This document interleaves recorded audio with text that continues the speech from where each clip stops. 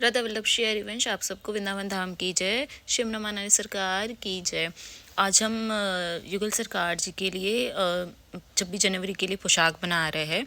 तो जो पोशाक में मेरे जो ठाकुर जी है, जो युगल सरकार जोड़ी है, वो 10 इंच की है। तो उस अकॉर्डिंग मैं आपको मेजरमेंट बताऊंगी। ये मैंने 1 मीटर का कपड़ा लिया है। 1 मीटर इसकी लंबाई है पूरी, जो इनकी लंबाई है, और जो चौड़ाई है वो मैंने 16 इंचेस की ली है।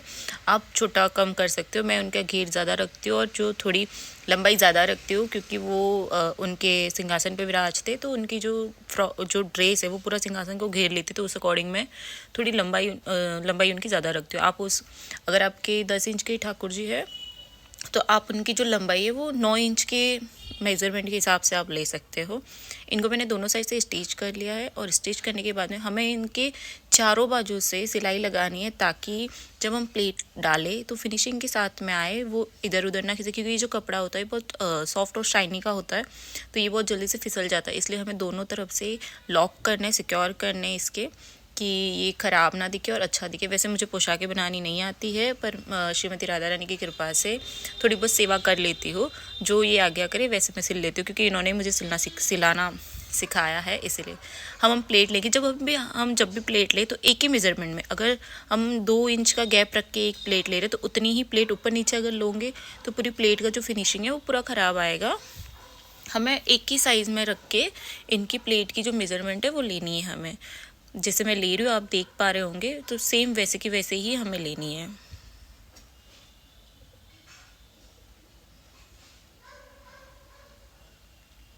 आप देख पा रहे होंगे कि अभी इसकी जो फिनिशिंग है वो कितनी अच्छी लग रही है। फिर उसके बाद में हम कमर बेल्ट बनाएंगे। हमेशा लाली का जो कमर बेल्ट आप बनाओ, उनका थोड़ा सा पतला बनाने का, क्योंकि नहीं तो उन्हें हम जैसे चुन्नी या दुपट्टा कोई भी उड़ाते हैं तो वो ब्रॉड ब्रॉड बहुत ज़्यादा दिखता है, क्योंकि ऑलरेडी उनकी कमर बहुत छोटी सी होती है, इसीलिए, है ना। तो ये हमें कुछ कुछ बातों का ध्यान रखना है। बाकी बहुत आराम से हम घर पे मशीन से ठाकुर जी की पोशाकें बना सकते हैं।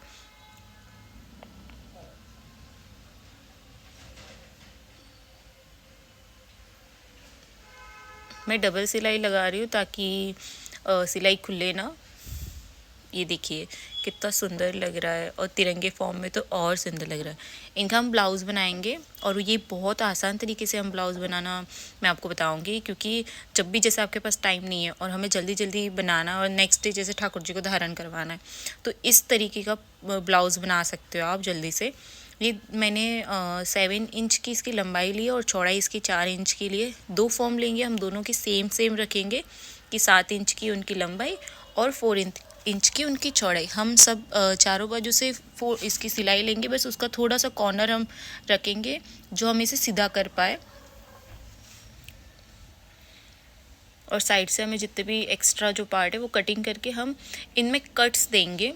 क्योंकि हम अगर कट्स देंगे तो हम जब इसको सीधे की तरफ फोल्ड करेंगे तो कट्स की वजह से एकदम फिनिशिंग उसकी सही आएगी। जैसे मैं कर रही हूँ उस हिसाब से।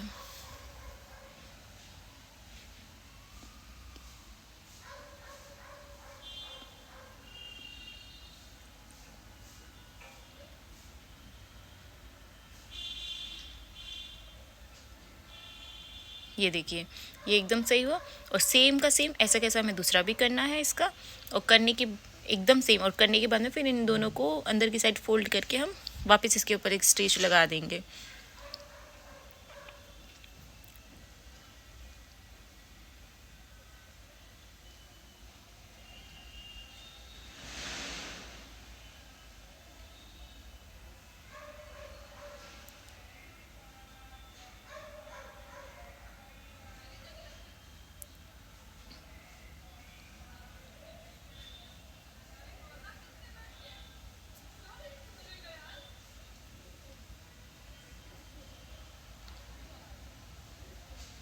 अब हम इसकी क्रॉस में 4 इंच, जो 7 इंच की हमने लंबाई ली है उसमें से 4 इंच हमें लेके क्रॉस में सिलाई लगानी है, और सेंटर पूरा एकदम सही से दिखना है कि जो आस्तीन और जो पूरा भाग एकदम सही से है या नहीं। फिर जो एक्स्ट्रा है वो हम कट कर देंगे इसे, और जितने भी धागे हैं वो सब हटा देंगे हम। और मैंने 2-3 सिलाई और लगा दी है ताकि खुले ना। फिर हमें ठाकुर जी के आस्तीन का माप लेके उस अकॉर्डिंग उसकी 1 इंच ज़्यादा हमें सिलाई लगानी है। 1 इंच से हमें ज़्यादा मतलब गैप छोड़ के सिलाई लगानी, क्योंकि जब सिलाई लगाते तो अंदर का भाग जब फोल्ड करते तो वो भी सिलाई चली जाती है उसके अंदर। तो हमें जो ठाकुर जी के हाथ की जो है लेंथ, उससे हमें थोड़ी सी 1 इंच कम सिलाई लगानी है। तो आप देख रहे हो बहुत आसान